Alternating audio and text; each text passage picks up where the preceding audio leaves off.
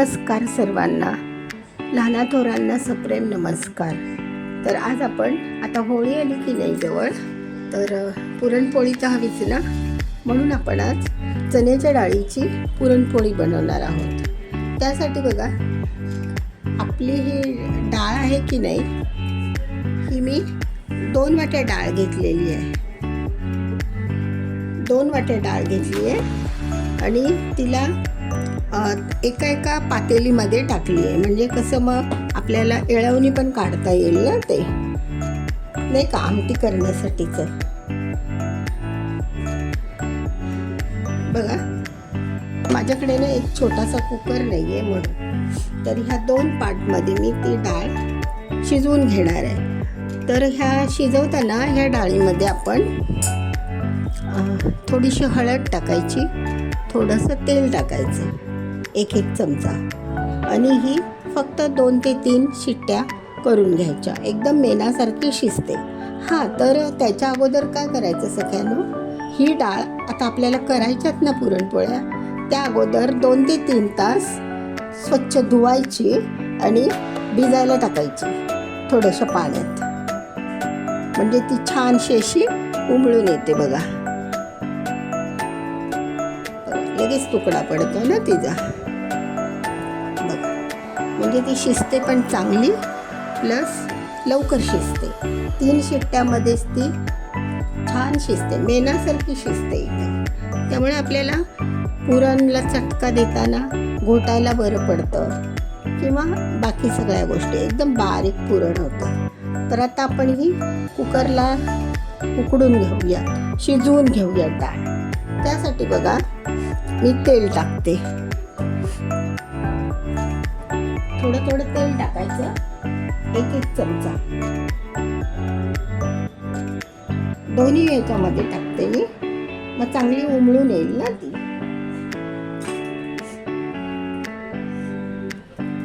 आणि थोडी हळद,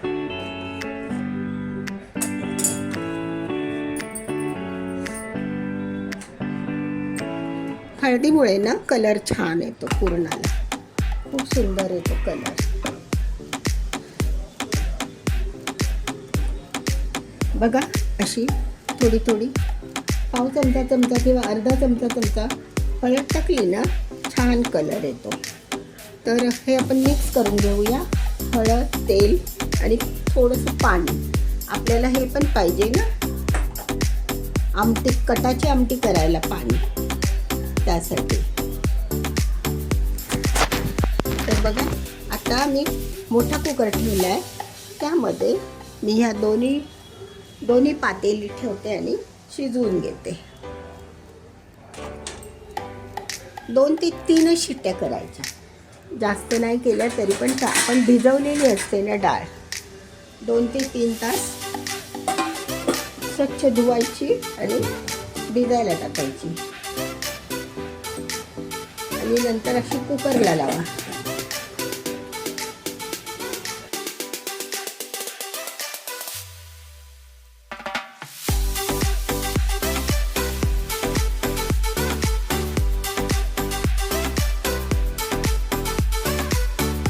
हे असं मी पीठ ठेवलेलं भिजायला। हे ना 2 वाट्या गव्हाचं पीठ आहे, त्यामध्ये 2 चमचे मी रवा टाकलाय, 0 नंबर बारीक रवा, बस एवढंच। आणि ते काय करायचं, पीठ भिजवल्यानंतर एका स्वच्छ रुमालामध्ये बांधायचं किंवा कपड्यामध्ये स्वच्छ अशा, आणि ते डुबेल एवढ्या पाण्यामध्ये ते ठेवून द्यायचं। बघा असं, आणि पोळ्या करायच्या अगोदर ते काढायचं आणि थोडंसं तेल टाकून मळून घ्यायचं। इतक्या सुंदर पोळ्या होतात ना, फाटत नाहीत, परत लुसलुशीत होतात, मऊ होतात, एकदम नरम, ओठाने तोडाव्या अशा होतात। त्यासाठी ही प्रोसेस करणे फार गरजेचं आहे। लगेच पीठ मळायचं आणि करायचं, तसं नका करू। पीठ बघा, मी सांगते तुम्हाला, 2 वाट्या पीठ गव्हाचं, आपल्याला गव्हाच्या पोळ्या करायच्या की नाही, गव्हाचं पीठ, त्यामध्ये 2 टीस्पून मी बारीक रवा टाकला, मीठ टाकून हे चांगलं एकत्र करून घ्यायचं आणि भिजवायचं पाण्यामध्ये जेवढं डुबेल ना तो गोळा तेवढं पाणी टाकून ते भिजायला टाका. आणि मग आता पोळ्या करायच्या अगोदर एक 5 मिनिट वगैरे ते मळून घ्यायचं आणि पोळ्या करायच्या. ठीक आहे सगळ्यांना. अशा पद्धतीने ह्या 2 प्रोसेस आहेत. डाळ शिजायला लावणं, ते पण भिजवून लवकर होण्यासाठी, आणि उत्तम प्रकारे होतात. खूप छान होतात पोळ्या. विशेष म्हणजे नरम होतात, एकदम गुबगुबीत होतात. चला तर आता आपण गूळ चिरून घेऊया. त्यासाठी प्रमाण बघा काय, अर्धा किलो डाळ घेतली ना तुम्ही तर अर्धाच किलो गूळ घ्या. ऑर्गॅनिक छान एक कलर येतो. त्यामध्ये एखादा चमचा साखर टाका पुरणामध्ये गुळाच्या, किंवा नुसतं गुळाचंच करा. त्याच्यामध्ये सुंठ, वेलची, बडीशेप हे टाका आणि पुरण आपण चटका द्यायचा, म्हणजे त्याला परतून घ्यायचं. त्याचं डाळ शिजल्यावर मी तुम्हाला ते दाखवते. तर आता आपलं पुरण ना डाळ शिजलेली आहे बघा सगळ्यांना, खूप छान शिजते. तुम्हाला सांगितलं ना भिजायला घाला 2 तास 3 तास. बघा एकदम मेणासारखी होते, एकदम मऊ मऊ होते. एकही तुम्हाला त्यामध्ये कण दिसणार नाही, अशी डाळ होते. तर आता आपण ही आता गाळून घेऊया, म्हणजे आपल्याला कटाचं पाणी मिळेल ना आमटीला.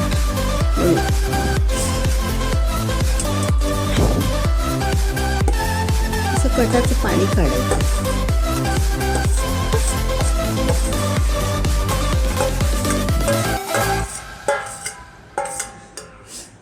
आणि काय करायचं सगळ्यांना, हे पाणी निथळलं ना सगळं की आपण ह्याच चाळणीमध्ये हीच गरम गरम डाळच स्मॅश करून घ्यायची, म्हणजे आपलं पुरण पण तयार होतं आणि म्हणजे परतायला बरं पडतं.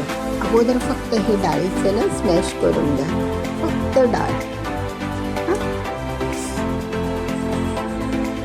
आपण काय करायचं, असं जाड भांडं घ्यायचं, जाड बुडाचं असं भांडं घ्यायचं आणि त्याच्यामध्येच ते आपण स्मॅश करून घेऊया, म्हणजे त्याच्यामध्येच आपल्याला पुरणाला चटका पण देता येईल ना.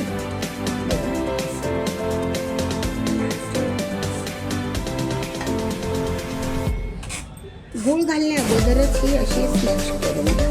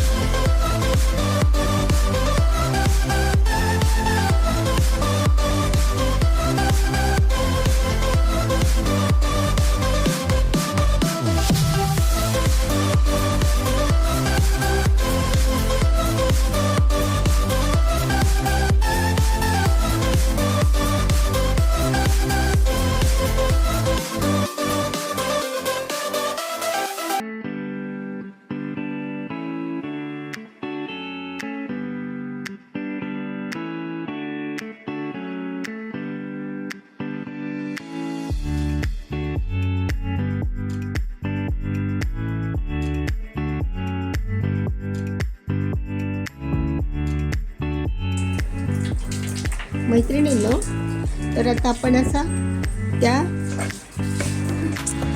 जाळीवर आपण हे केलं की नाही, स्मॅश करून घेतलेली डाळ होती त्यामध्ये हा गूळ घातलेला आहे आणि त्याला तुपाची फोडणी दे. तूप टाकून अगोदर त्याच्यामध्ये गूळ टाकून मग हे असं आता थंड करायला लावलं आहे.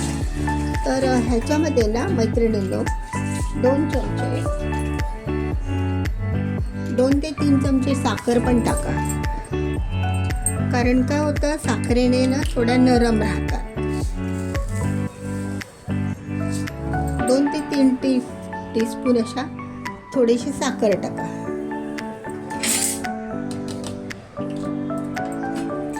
आणि आपलं वेलची पावडर आहे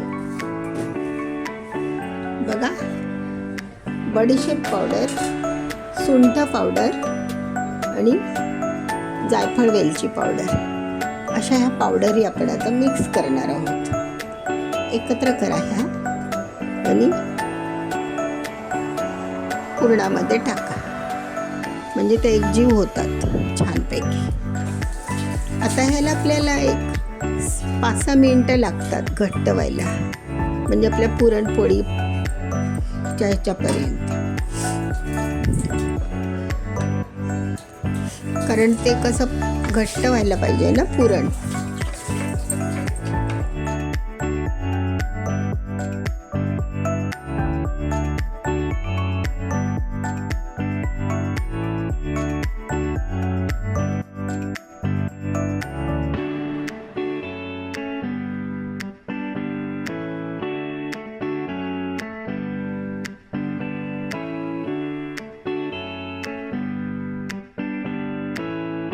एवढं मीठ टाकायचं. थोड्या छान जिभेवर विरघळतात त्या, मस्त लागतात मैत्रिणींनो. तर हे बघा, आपलं हे आता असं पुरण तयार झालं आहे. ते आपण आटवून असं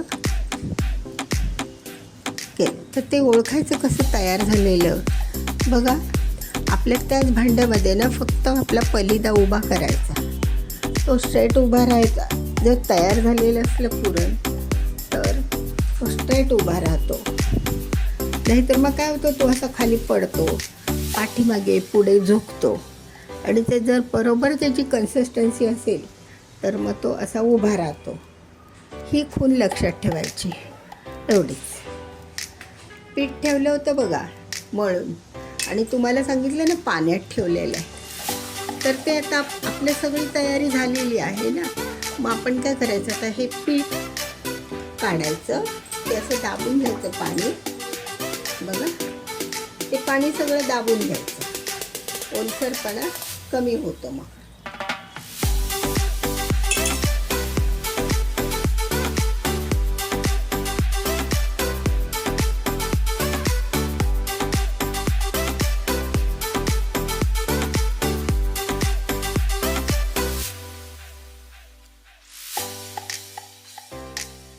पण पीठ जे आहे ते कपड्यापासून सुट्टं करून घेऊयात. बघा, तो गोळा ना एक संघ असा तयार होतो. त्यामध्ये आपण काय काय टाकलं बघा, गव्हाचं पीठ आणि 2 चमचे 0 नंबरचा रवा. सगळ्यात बारीक असतो की नाही, तो तुमच्याकडे नसेल तर तो मिक्सरला लावून घ्या, मोठा रवा. थोडासा टाकायचा आपल्याला, जास्त नाही. आता आपण हे काढून घेतलं. काढल्यानंतर बघा त्याची कन्सिस्टन्सी बघा कशी होते, एकदम रबरासारखी होते. खूप छान होतं मैत्रिणींनो हे पीठ. तुमची पोळी जराही फुटत नाही यामुळे, अशा पद्धतीने.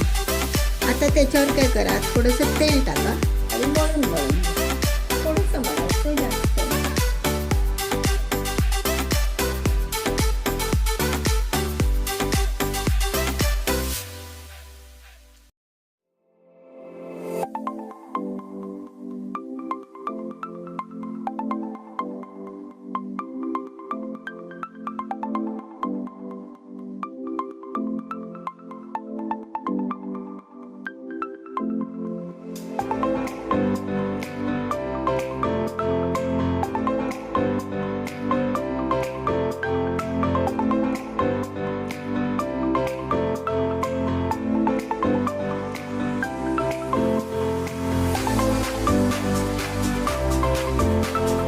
आणि एकदम लुसलुशीत, खूप सुंदर येतात. बघ, हे पीठ तर तयार झालं, पुरण पण तयार आहे. आता पोळ्या करूया.